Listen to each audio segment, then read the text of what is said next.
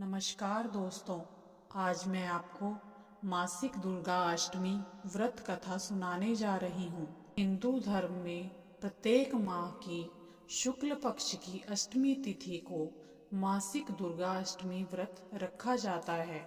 यह दिन जगत जननी आदि शक्ति कल्याणमयी दुर्गा को समर्पित होता है। विशेष रूप से फागुन मास की दुर्गा अष्टमी का अपना अलग महत्व है, क्योंकि यह समय ऋतु परिवर्तन का होता है, जब शीत ऋतु समाप्त होकर वसंत का आगमन होता है। प्रकृति के साथ साथ भक्तों के जीवन में भी इस दिन नई ऊर्जा, नई आशा और नए आरंभ का संचार होता है। कहा जाता है कि जो भक्त श्रद्धा और नियम पूर्वक दुर्गा अष्टमी का व्रत करता है, उसके जीवन से सभी संकट दूर होते हैं, घर में सुख समृद्धि आती है और माता की विशेष कृपा प्राप्ति होती है।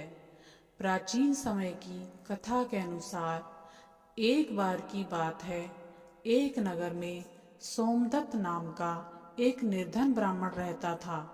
वह अत्यंत धर्मात्मा और ईश्वर भक्त था, परंतु उसकी आर्थिक स्थिति बहुत ही दयनीय थी। उसकी पत्नी सुशीला भी पतिव्रता और धर्मपरायण थी।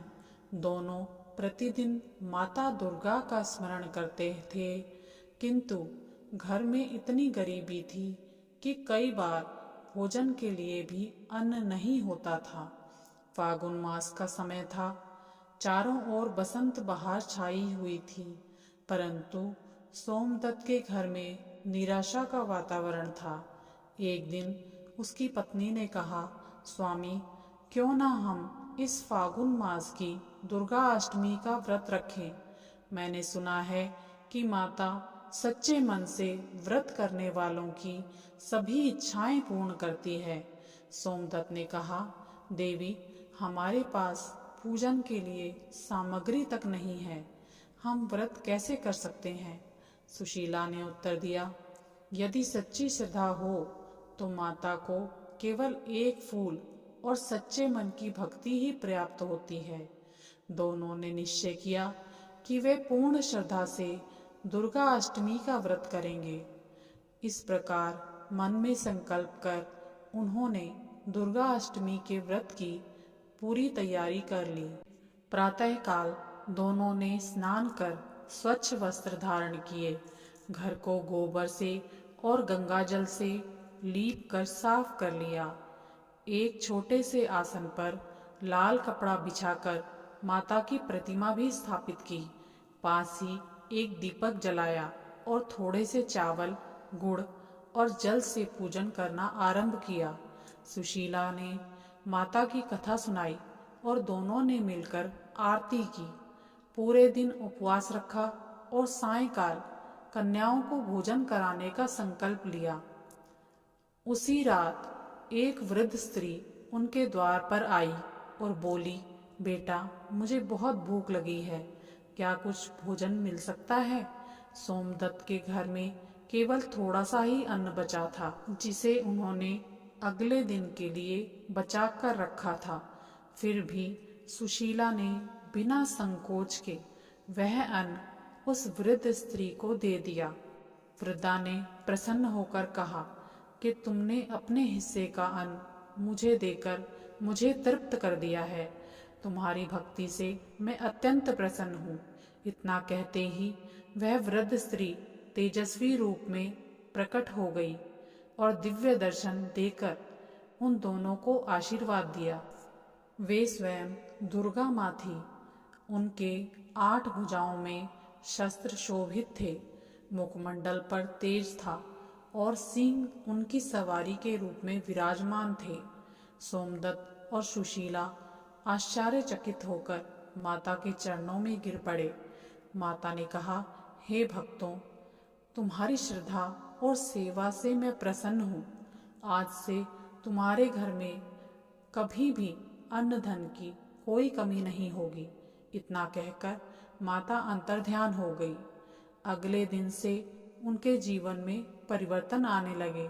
सोमदत्त को राज दरबार से सम्मान मिला और उसे राज पुरोहित नियुक्त किया गया।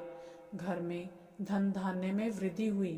दोनों ने जीवन भर हर माह की दुर्गा अष्टमी का व्रत रखना प्रारंभ कर दिया और माता की कृपा से उनके घर में हर प्रकार की मौज हो गई। उनका जीवन सुखी से व्यतीत होने लगा। फागुन मास की अष्टमी से जुड़ी एक और लघु कथा मैं आपको सुनाने जा रही हूँ। कथा इस प्रकार है। एक बार एक राजा था जिसका नाम वीरसेन था। वह अत्यंत पराक्रमी था, परंतु उसका राज्य शत्रुओं से घिरा हुआ था। कई युद्धों में उसे हार का सामना करना पड़ा। हताश होकर वह वन में चला गया और वहां एक आश्रम में पहुंचा। आश्रम में एक तपस्वी ऋषि ध्यान में लीन थे।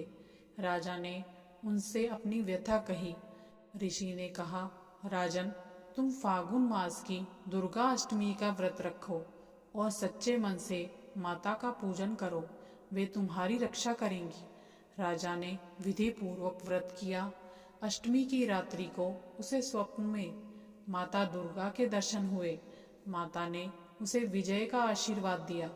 अगले ही युद्ध में राजा ने शत्रुओं को परास्त कर अपना राज्य पुनः प्राप्त कर लिया। उसने पूरे राज्य में दुर्गा अष्टमी का उत्सव मनाने का आदेश दिया। व्रत की विधि इस प्रकार है। जो कोई जातक इस व्रत को करता है उसे इन नियमों का पालन अवश्य करना चाहिए। प्रातःकाल स्नान कर स्वच्छ वस्त्र धारण करें। घर के मंदिर या पूजा स्थल को शुद्ध रखें, शुद्ध करें। लाल वस्त्र पर माता दुर्गा की प्रतिमा स्थापित करें। रोली, अक्षत, पुष्प, धूप दीप से पूजन करें।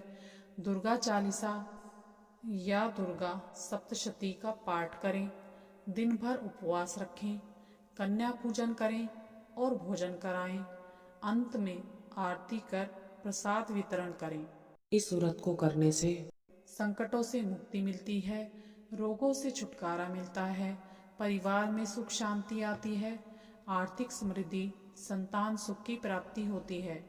जो भी भक्त श्रद्धा और नियम से दुर्गा अष्टमी का व्रत करता है उसे माता की असीम कृपा प्राप्त होती है। मासिक दुर्गा अष्टमी व्रत केवल एक व्रत नहीं बल्कि श्रद्धा, सेवा और समर्पण का पर्व है। फागुन मास में जब प्रकृति नवजीवन पाती है तब भक्त भी माता की आराधना से अपने जीवन में नई ऊर्जा और सकारात्मकता का संचार करते हैं। माता दुर्गा अपने भक्तों की हर कठिनाई को दूर करती है और उन्हें सुख समृद्धि का आशीर्वाद देती है। अतः हमें चाहिए कि हम श्रद्धा, विश्वास और नियम पूर्वक मासिक दुर्गा अष्टमी का व्रत करें और माता की कृपा प्राप्त करें। तो कैसी लगी आपको हमारी कहानी?